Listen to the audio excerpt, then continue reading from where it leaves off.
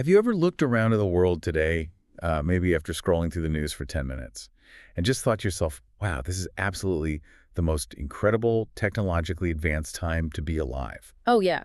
All the time. Right. But then simultaneously you think, well, everything is also completely falling apart. You get this feeling of being caught in an era of extreme, almost whiplash-inducing contradictions. It is definitely a very specific kind of societal vertigo, I think. Exactly. Well, if you feel that way, you are absolutely not alone.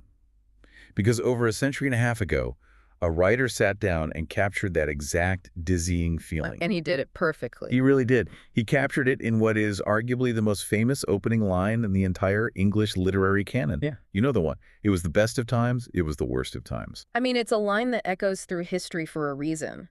It captures that fundamental tension of literally any society hovering right on the brink of massive, irreversible change. And that tension is exactly what we are dissecting today. We're taking a really comprehensive journey into the foundational chapters. So that's book 1, chapters 1 through 6 of Charles Dickens' monumental 1859 historical novel, A Tale of Two Cities. But, we aren't just here to summarize a plot for you. No, definitely not. We are going to deconstruct the massive historical backdrop, the intricate plot structures, and really dig into the profound, heavy themes here. Themes like deep-seated secrecy, social injustice, and resurrection. Right, literally the concept of being, as the book says, recalled to life. Which is such a powerful phrase. But to do that effectively, we have to look past the carriage rides and the hidden rooms. We have to understand the underlying architecture of the text itself. So we're exploring London and Paris, specifically in the period of 1775, kind of stretching out toward the terror of 1793. Exactly. And Dickens didn't just pick those years at random. He constructed this entire world using deeply researched historical realities to really fuel a narrative of immense psychological and societal tension. So let's start with the meta-context. Basically, the actual environment in which this story was born. The year is 1859, when the public first gets their hands on this thing. Right. But it wasn't dropped as a massive hardcover book on a Tuesday. Yeah. Tell me about the delivery mechanism, because understanding how people actually read this, I think, completely changes how we understand its pacing. Oh, the delivery mechanism was everything. I mean, the novel was initially published in weekly installments. Weekly? Yeah, every single week in Dickens' own literary magazine, which was called All the Year Round. So this serialization ran from April all the way to November of 1859. Wow. It wasn't until much later that year that his publishers, Chapman and Hall, actually issued it as a single-bound book. That is fascinating. And it's worth noting, this was a massive departure for him. It's only his second historical novel. His first was Barnaby Rudge, which he wrote much earlier in his career. So, okay, let's unpack this. The serialization aspect completely reframes the narrative for me. Dickens was fundamentally operating as like a 19th century showrunner. That is a perfect way to look at it. Right. Think about modern streaming culture. A platform drops one highly anticipated episode of a massive drama every Sunday night. They do it to build societal tension. They want to dominate the cultural conversation for months. Exactly. To get everyone talking at the proverbial water cooler, that is the exact mechanism Dickens was utilizing here. But he wasn't just doing it for the art, was he? Well, no, he was doing it for the economics. He had a magazine to sell. He had to keep the reading public agitated and desperate for the next installment. So how did that physical reality of weekly deadlines alter the way he actually constructed these early chapters? It forced this relentless, almost aggressive forward momentum. I mean, when you are publishing weekly, you just do not have the luxury of 100 pages of slow, meandering exposition. Right. People would just stop buying the magazine. Exactly. Every installment has to earn its keep. It has to hook the reader, deliver a substantive piece of the puzzle, and end on a note that practically guarantees you will go out and purchase the magazine the following week. Which explains why the pacing of these first 6 chapters is so incredibly fast. It is entirely fascinating. He starts with this sweeping, almost cinematic wide shot of 2 whole nations, and then within pages, he just snaps the lens down to a claustrophobic, terrifying micro level. Let's talk about that wide shot for a second. So he sets the story in 1775, but he's writing it in 1859. The contradictions he lays out in that famous opening paragraph, the age of wisdom and foolishness, the epoch of belief and incredulity. The season of light and darkness. Yes, exactly. He's talking about 1775, but he's really holding up a mirror to his own Victorian readers, isn't he? Oh, absolutely. I mean, the Victorian era was defined by rapid industrialization, incredible technological advancement, and immense wealth. But there was a dark side. A huge dark side. It was also defined by horrific urban poverty, disease, and just staggering social inequality. Dickens is using the powder keg of 1775 France and England as a very loud warning bell for 1859 Britain. So what did 1775 England actually look like in this context? Well, he looks back at England in 1775 and paints a picture of a society that is gripping onto order through sheer brutality. The justice system was totally draconian. Like handing out capital punishment for really minor things, right? Yes, for the most petty crimes imaginable. And the public was simultaneously celebrating the Enlightenment while being completely obsessed with wild superstitions. Right. The sources mentioned the Cock Lane ghost. Yeah, that was a massive paranormal phenomenon involving this supposedly haunted apartment in London. It completely gripped the city. Which really proves how easily a supposedly rational public could devolve into irrational hysteria. Exactly. And politically, the ground is completely shifting beneath their feet. King George III is sitting on the throne in England, receiving these increasingly tense, rebellious messages from the British colonies in America. Right, because it's 1775. The modern reader, both in 1859 and today, knows exactly what happens next. The explosive 1776 push for American independence. Dickens is basically showing us an empire that thinks it's completely stable, but is actually fraying at the edges. And if you look across the English Channel to France in 1775, the picture is infinitely more volatile. How so? The aristocracy in France is marked by this grotesque, insulated hoarding of wealth. I mean, they are living in absolute performative luxury. Totally disconnected from the rest of the country. Completely disconnected from the extreme violence and the crushing, desperate poverty that is simmering among the lower classes.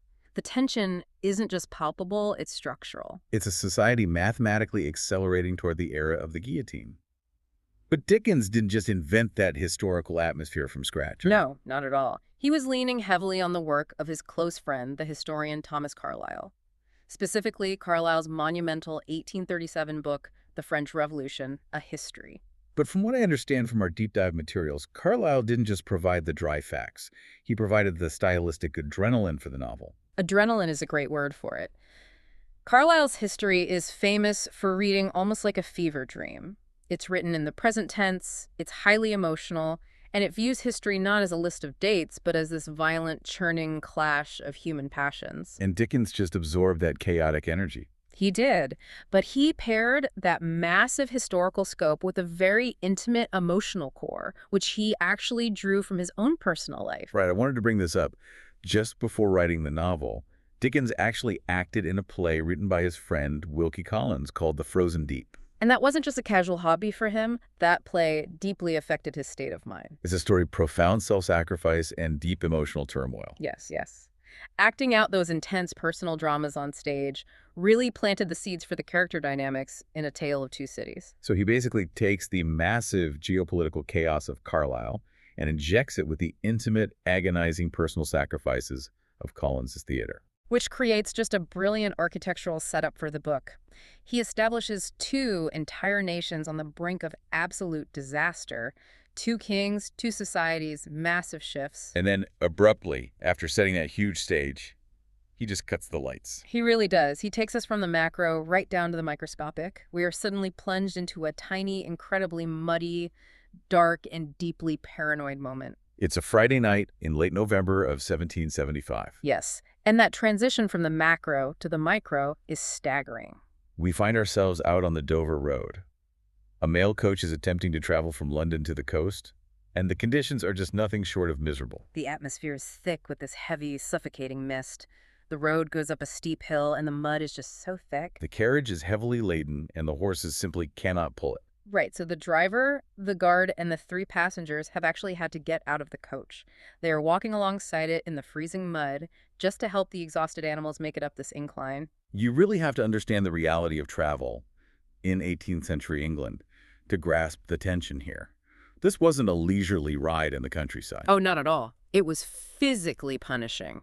And more importantly, it was incredibly dangerous. The roads were largely unpoliced, right? Largely unpoliced, and highway robbery was just completely rampant. To be out on the Dover Road in the freezing fog in the middle of the night was to be in a state of extreme vulnerability. The paranoia is absolute. And then suddenly the sound of a galloping horse cuts through the mist. A single rider emerges from the dark. And immediately, panic sets in among everyone associated with the coach. The passengers and the guard, they don't wait to ask questions. They all instantly assume this rider is a highwayman coming to rob them or kill them. The guard readies his blunderbuss. The passengers are reaching into their coats for hidden weapons. They are basically ready to commit murder just to protect themselves. Exactly. And this is a perfect microcosm of the societal paranoia Dickens just described in the previous chapter. Trust is entirely non-existent. Everyone assumes the absolute worst of their fellow man. But the rider isn't a robber. It's a man named Jerry Cruncher. Right, he's an odd job man. Essentially a rough-around-the-edges courier dispatched from Tellson's bank back in London. And he is desperately looking for one specific passenger who is trudging through the mud out there. Mr. Jarvis Lorry. Who is a 6-year-old, very proper, very established banker. And when Jerry finally identifies Mr. Lorry in the dark, he hands him a message.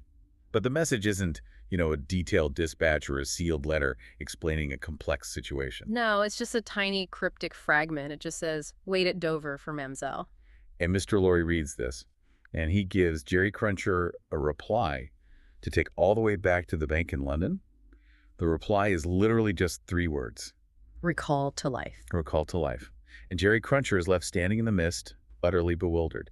Now, wait, I have to push back on the logic of this scene a little bit. Okay, what's the issue? Well, if secrecy is so incredibly paramount to this mission, isn't sending a vague, creepy message like recalled to life via a rough, muddy courier who works for a highly public bank actually drawing more attention to the situation? That's a fair point. Right. Like, why not just write a sealed, coded letter?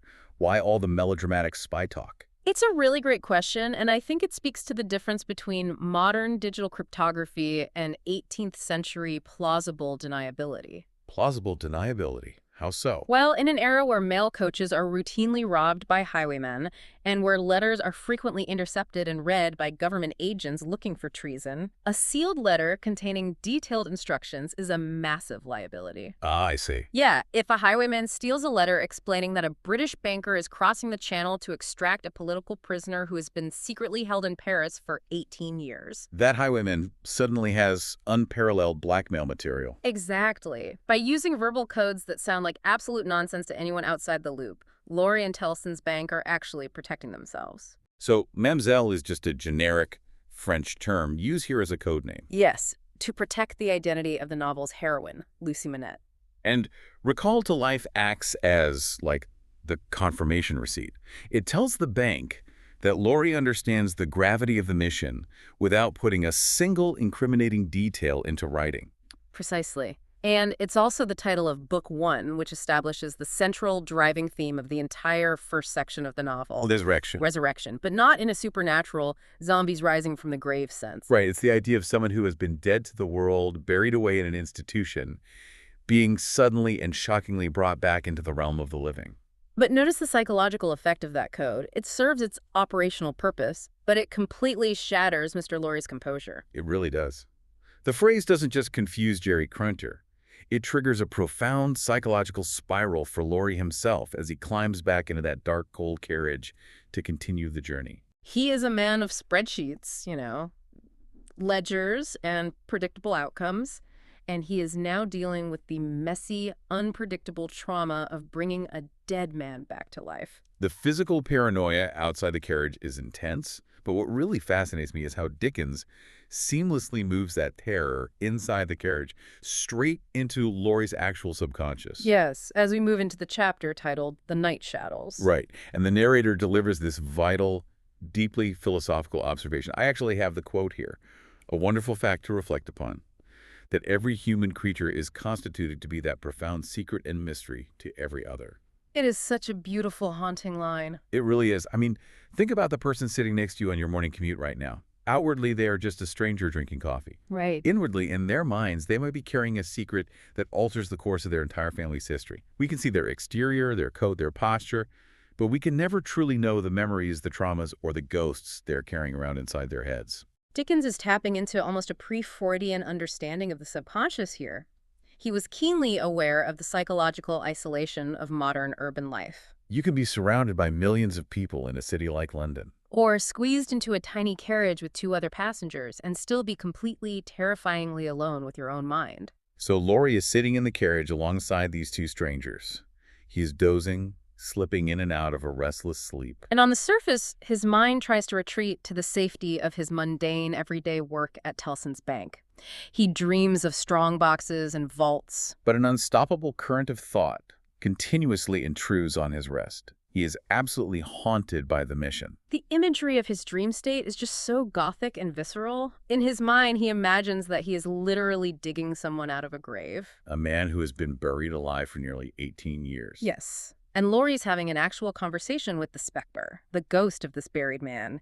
He is digging away the dirt, looking at this gaunt, ruined face, and telling the ghost that he has been recalled to life. And Laurie asks the ghost these agonizing questions. Right. Do you care to live? Do you want to see her? The psychological variance of the ghost's imaginary reactions is really the key to understanding Laurie's own internal panic here. What do you mean by variance? While Laurie's anxiety is projecting these responses, sometimes in the dream, the ghost weeps and begs to see her immediately, just desperate for connection. Okay. But other times, the ghost shrinks back in absolute terror, fearing that the shock of seeing her after 18 years of total darkness would literally kill him on the spot. So Laurie's terrified because he has no idea what happens when you open a psychological tomb. Exactly. What condition will the mind be in? Will the light cure him or destroy him?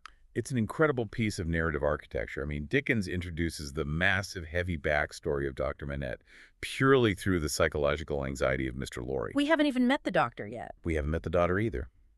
But we know, just from Laurie's terrified dreams, that a man has been essentially erased from the world for 18 years. And Laurie is terrified of the emotional consequences, the sheer explosive trauma of trying to bring him back into the light. The physical journey through the mud perfectly mirrors the difficult, murky, psychological journey Laurie's undertaking. He is a man who values control, and he is stepping into a situation where control is completely impossible. Which is exactly why, when the carriage finally makes it to Dover the next morning, Laurie's first instinct is to aggressively reassert his corporate identity. Yes, the sun is up, the mist has burned off. Mr. Laurie is at the Royal George Hotel. He sheds all those heavy, muddy travel clothes. He gets cleaned up, puts on his crisp suit, and appears exactly as he wishes to be seen. A well-dressed, 60-year-old man of business. He is desperately trying to put the armor of his profession back on before his meeting. Because he needs that armor. Yeah. Later that afternoon, the mamselle from the cryptic message arrives from London. This is Lucy Manette. Right. She's described so vividly. A short, slight, pretty young woman with a remarkably radiant head of golden hair. She really embodies the Victorian ideal of innocence. And the tragedy of this scene is rooted entirely in dramatic irony. Right, because we, the readers, know what Laurie's terrifying dream was about. Why? We know about the man buried alive for 18 years. But Lucy is completely in the dark. She walks into that hotel room believing that Tellson's bank has summoned her all the way to Dover regarding some small, mundane piece of property, or an administrative detail regarding her inheritance. She states, as a matter of fact, that her father has been dead for a very long time. She has grown up an orphan, she is grieved, she is healed, and she has built her entire identity around that loss. She thinks she's sitting down with a banker to go over a ledger. This is where we witness a really profound collision between corporate detachment and human devastation. Laurie desperately struggles to maintain his rigid composure, doesn't he? He does. He repeatedly insists that he is just a machine, a man of business simply delivering a factual update. He tries to distance himself from the emotional fallout. But the sheer human weight of the truth he holds forces him to break character. He cannot just hand her a piece of paper. He has to systematically dismantle her entire reality. He sits this young woman down and has to explain that her father, Alexander Manette, a once highly respected doctor, did not die when she was a baby. Instead, he was secretly imprisoned, locked away in a foreign country for 18 years, without trial, without contact, without a name. He is alive. He has just been found in Paris, living hidden in the dark garret of an old servant's house. And the kicker here, the really heavy part, she, this young woman who has never known him, who has no memory of his face, is the one tasked with going across the sea to save him. Laurie tells her they must travel to Paris immediately to identify him, and that it is her duty to restore him to life with love and care. The shock is, understandably, too much for the human nervous system to process. The reality of 18 years of a stolen life, the sudden resurrection of a father she thought was in the grave, it just crashes down on her. Lucy goes into physical shock and faints dead away in the hotel room. It is a very real physiological response to incomprehensible trauma. And instantly, the sterile atmosphere of the hotel room is shattered. The door flies open, and in rushes Miss Pross. Ah, Miss Pross. She is Lucy's fiercely protective, incredibly devoted servant. And what I love about Miss Pross is that she is completely unconcerned with Laurie's status as a respectable, wealthy banker. Oh, she couldn't care less. She physically pushes him out of the way, berates him for upsetting her ladybird, and fiercely cares for the unconscious Lucy. It's this sudden, chaotic burst of raw, protective love. Miss Pross is a vital character to introduce at this exact moment. She represents fierce, almost irrational loyalty. She is unapologetically British, highly insular, and fiercely protective of her small domestic sphere. Her chaotic maternal love contrasts sharply with the cold calculations of Tellson's bank, but more importantly, it acts as a foil to the violent ideological passions of the French revolutionaries we are about to meet. Because, to rescue Dr. Manette, Laurie and Lucy cannot stay in the safety of the Royal George Hotel. No, they have to cross the English Channel. They must step directly into a world that is a powder keg waiting for a single spark. They must enter Saint Antoine, the poorest, most desperate suburb of Paris. And that transition plunges us into one of the most visceral, famous scenes in all of literature. We leave the crisp coastal air of Dover and are dropped into the dirty, crowded, fiercely impoverished streets of Saint Antoine. A large cask of red wine is being transported down the street, and it falls. It smashes open on the rough paving stones, and the red wine flows everywhere, pooling in the muddy, filthy street. The reaction of the people is what makes the scene so horrifying and so historically resonant. The people of Saint Antoine do not just mourn the loss of the wine. They swarm it. They swarm it with the desperation of starving animals. Men fall to their knees in the mud, cupping their hands to scoop up the filthy mixture of wine and dirt, desperate for the calories. Women tear off their handkerchiefs, soak up the red liquid from the cobblestones, and then wring those dirty rags directly into the mouths of their crying babies. It is a display of sheer survival instinct, stripped of all human dignity.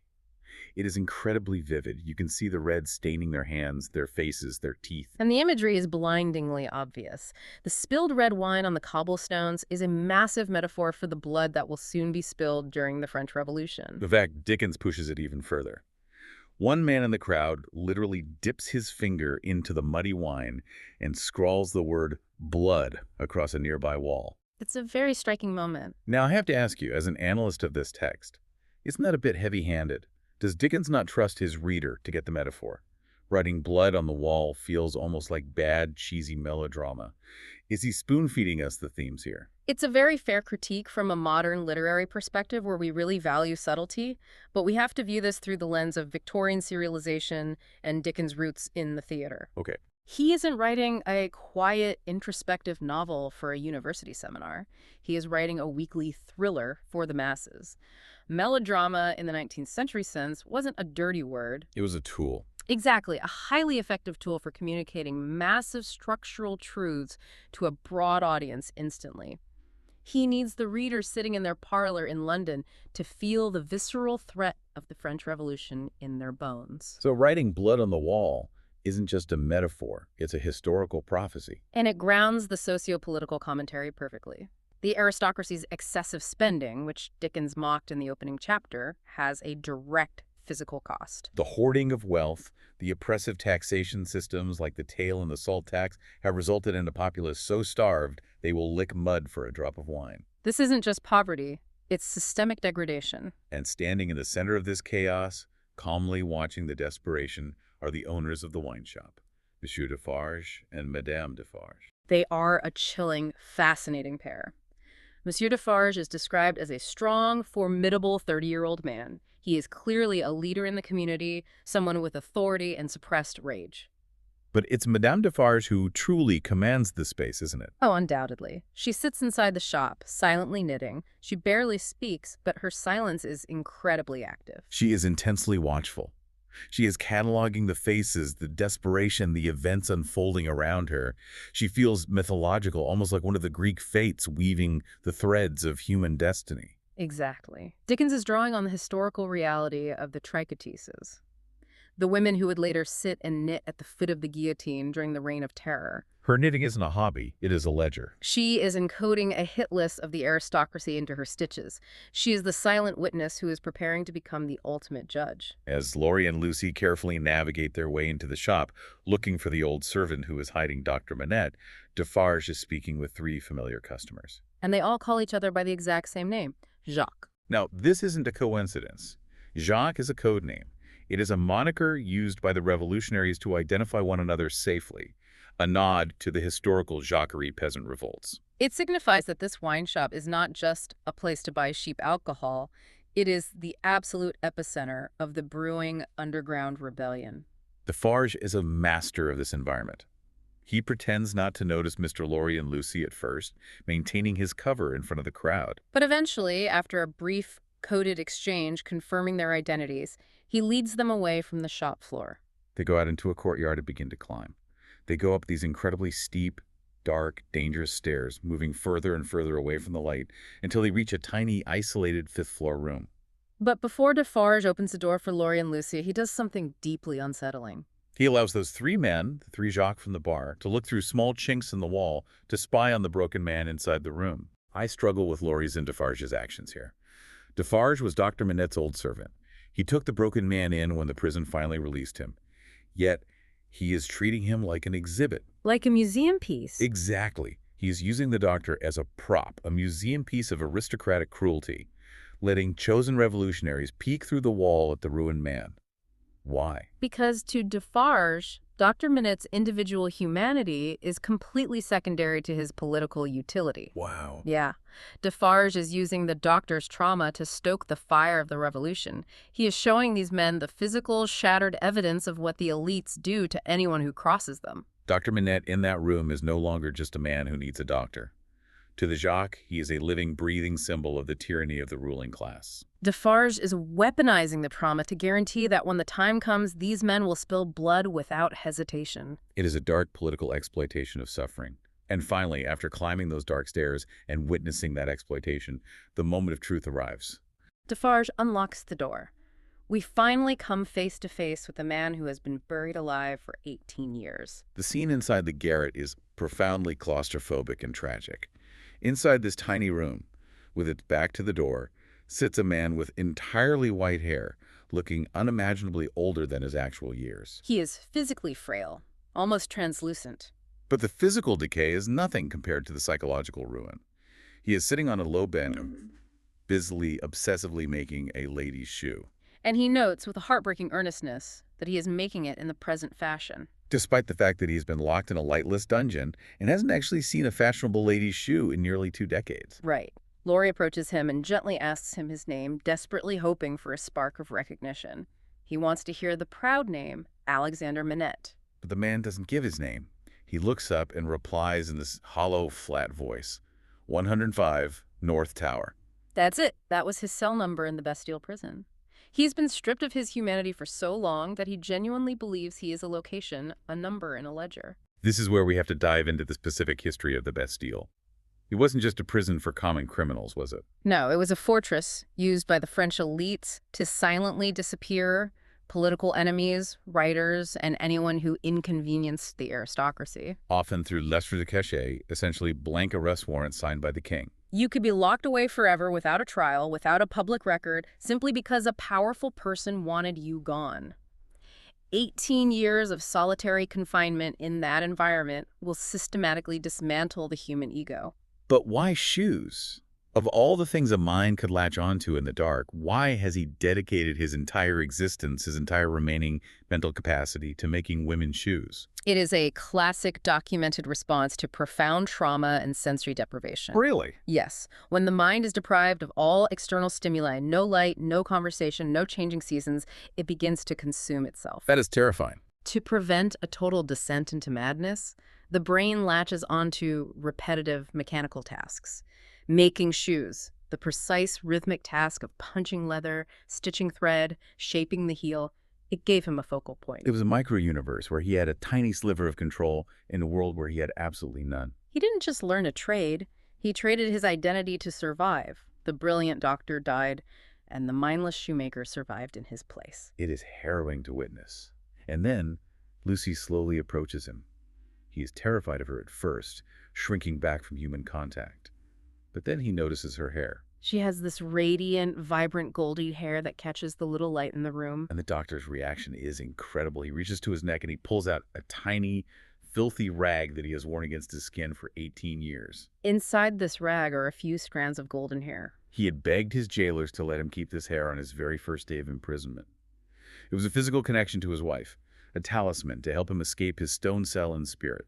It is the literal and metaphorical golden thread tethering him to his lost humanity. Because of the trauma and the complete distortion of time in his mind, he initially mistakes the young Lucy for his wife. He thinks the past has somehow returned, that the 18 years were just a nightmare. And Lucy's reaction is so deeply moving because she doesn't try to correct him with facts or logic. She doesn't explain the timeline. She meets his trauma with pure, overwhelming emotion. She falls to her knees, embraces him, and delivers this impassioned, tearful speech. She begs him to weep, to let the emotion out if her voice or her hair reminds him of a home he once knew or a loved one he lost. She offers him unconditional safety. And the doctor, who has been frozen in his 105 North Tower for nearly 2 decades, finally breaks. The psychological dam bursts. He collapses under a massive storm of emotion, weeping in the arms of a daughter he never knew existed. The tension in the room is overwhelming. Laurie, the pragmatic man of business, looks at this shattered, weeping old man and panics. He fears for the doctor's incredibly fragile physical health and suggests they cannot possibly travel. He thinks the shock of moving him will kill him. But Lucy, showing an immense, sudden strength that belies her fragile appearance, steps up. She realizes that despite his physical weakness, remaining in Paris is far more dangerous. Remaining near the shadow of the Bastille and the simmering, violent energy of the Defarge's wine shop, immediate travel to England is the only path to safety. Defarge, perhaps eager to get the doctor out of the way now that the Jacques have seen him and the political theater is over, agrees. He quickly arranges a coach under the cover of darkness. The group frantically departs the city, heading for the coast and the relative safety of London, carrying the broken relic of the Bastille with them. This physical escape concludes the first massive act of the novel, but it sets an undeniable trajectory for everything that follows in books 2 and 3. On paper, they have won. They have found the doctor, they have physically escaped Paris, and they are heading toward the safety of Tellson's Bank and a quiet life in England. But Dickens has laid the thematic groundwork brilliantly. The trauma of the Bastille and the looming, inevitable storm of the Bloody Revolution, perfectly represented by the cold, calculating Madame Defarge and her knitting, will act like a gravitational pull. They may have crossed the channel, but the past cannot simply be outrun in a carriage. The revolution will inevitably pull them back. Exactly. What a staggering piece of narrative architecture. Synthesizing everything we pulled from the text today, we started with a massive macro view of 2 struggling nations teetering on the edge of historical collapse. We rode through the misty, paranoid anxiety of a midnight mail coach, analyzing the nature of institutional secrecy. We felt the shock of a young woman discovering her entire identity was built on a lie, and we witnessed the horrifying desperation of starving people drinking bloody wine from the mud. And we ended up in a claustrophobic, dark garret where a broken man, stripped of his very name, is finally reunited with a daughter who holds the power to save him. This, in all its pain, trauma, and hope, is the absolute essence of being recalled to life. It is a remarkable achievement in storytelling. And as we conclude this analysis, I want to leave you with a final, lingering thought to mull over, something that bridges the intimate, personal trauma we just witnessed with the massive historical events looming on the horizon. I'd love to hear it. We have just seen, in agonizing detail, how the trauma of 18 years of isolation and arbitrary cruelty completely erased one man's identity, replacing his humanity with a number and a mechanical task. Right. But look back at the streets of Saint-Antoine. Look at the thousands of people drinking wine mixed with street mud. If isolation and targeted cruelty can break the mind of one strong, educated doctor, what does generational starvation, systemic degradation, and centuries of arbitrary tyranny do to the collective mind of an entire nation? Wow. When the line between humanity and sheer desperate animal survival is entirely erased by the ruling class, what happens when those millions of broken people finally find the strength to push back? That is a chilling thought, and it perfectly sets the stage for the absolute storm that is about to break in the subsequent chapters. Thank you so much for joining us on this deep dive today. We hope this exploration has given you a profound new perspective on how history, psychology, and brilliant storytelling collide. Until our next deep dive, Take care of yourselves and keep questioning the world around you.